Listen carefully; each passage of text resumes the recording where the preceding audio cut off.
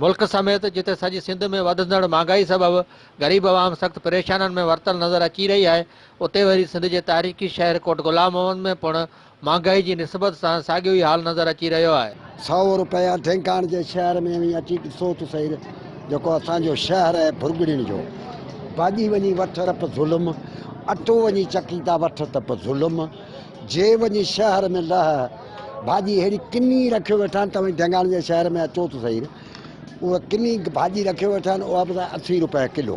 तो ये वफाक को यहाँ पे बदनाम किया जा रहा है, ये सिंध गवर्नमेंट के इख्तियार में, क्योंकि 18वीं तरमीम जो है सिंध गवर्नमेंट की धनी है, सुबह ये सिंध गवर्नमेंट का है। अगर यहाँ पे आटा महंगा होगा, चीनी महंगी होगी, घी महंगा होगा, तो उसमें सिंध गवर्नमेंट मुलविस होगी, वफाक मुलविस नहीं है इसके अंदर।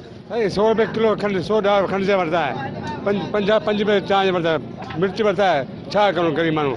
सिंध हुकूमत अवाम के घुर्बल सहूलियतूं ॾियण खां त नाकाम नज़र अची रही है, मथां खां वधंदड़ महांगाई गरीब आवाम जूं मतियूं ई मुझाए छॾियूं आहिनि। कैमरामैन शादिल ख़ासकेली सां गॾु जावेद कालरो, सन टीवी न्यूज़, कोट गुलाम।